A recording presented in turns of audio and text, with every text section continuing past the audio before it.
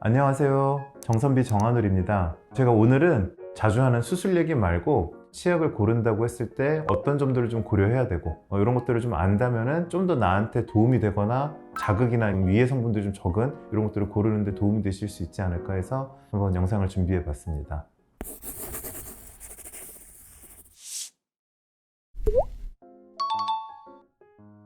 이게 시중에 파는 치약들이 어쨌든 다 이제 검증이 돼 있고 한 치약들이니까 이걸 쓰면 안 되고 이런 치약은 없다라고 보셔도 될 것 같아요. 근데 다만 그 안에서 어떤 조건인 분들한테는 좀 좋지 않은 것도 있을 수 있고 또 어떤 것들은 장점이 있는 성분이 단점인 것도 있다 보니까 이런 것도 좀 알고 쓰면 좋겠고 이제 이런 것들의 차이가 정도 있지 않을까 싶습니다.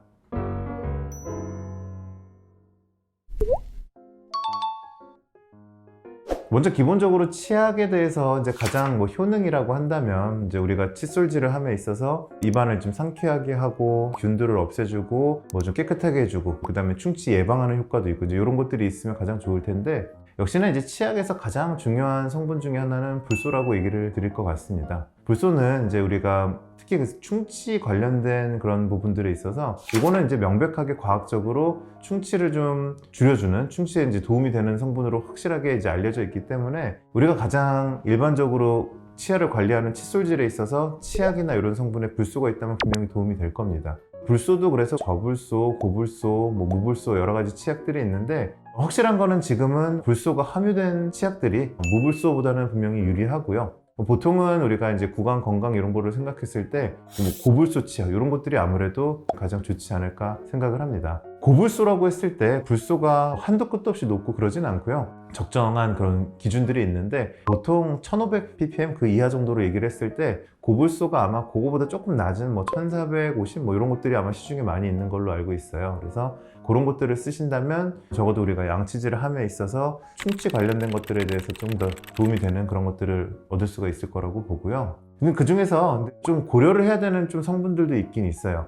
대표적으로 이제 자주 얘기 나오는 게 그 치약에서 계면활성제라는 성분이 있습니다. 이름이 좀 어려운데 쉽게 생각하시면은 이제 안에 이제 붙어 있는 것들을 잘 떨어뜨리게 하고 거품을 좀 내주고 이런 성분이라고 보시면 되는데 다만 이제 그런 계면활성제라는 것들이 보통은 이제 화합물이거든요. 이게 있다고 무조건 나쁘고 계면활성제 쓰면 안 되고 이런 건 아니겠지만 흡연을 많이 하신다든지 좀 나이가 드셔서 입이 좀 마르고 구강 건조증이 있다든지 혹은 면역력이랑 보통 관련이 있는데 구내염 같은 게 잘 생기는 분이라든지 특히 이런 분들에서는 이런 화학적인 계면활성제가 이런 증상들을 좀 악화시키거나 이런 것들이 분명히 보고가 되고 있거든요. 그래서 그런 게 있으신 분들은 이런 계면활성제 이런 게 없거나 혹은 요새 천연 계면활성제 이런 성분들이 있는 치약들도 많이 있어요. 그래서 그런 것들을 선택하시면 아무래도 조금 도움이 되지 않을까 싶습니다.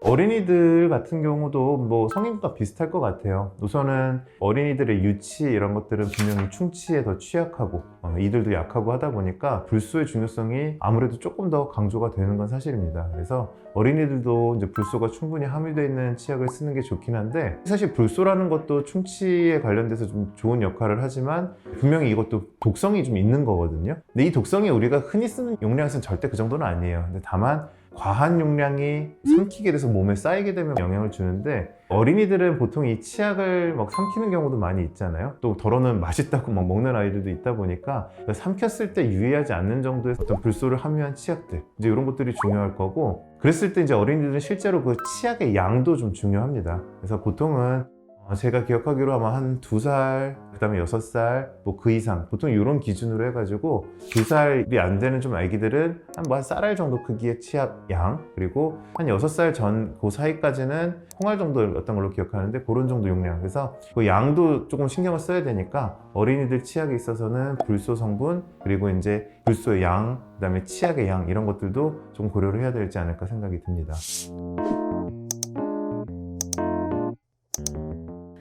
네, 그래서 이제 오늘은 치약에 대해서 사실 다뤄봤어요. 사실 치약이라는 게 우리가 계속해서 써오는 것들이고 다양한 치약들이 있는데 사실 어떤 게 엄청 안 좋고 어떤 게 엄청 좋고 이런 기준은 그렇게 크진 않다고 봅니다. 다만 불소라든지 좀 피해야 될 성분들, 고려해야 될 것들 이런 것들을 참고하셔가지고 잘 쓸 수 있는 치약을 고르는 게 가장 좋지 않을까 생각을 합니다. 영상이 도움이 되셨다면 구독과 좋아요 부탁드릴게요. 감사합니다.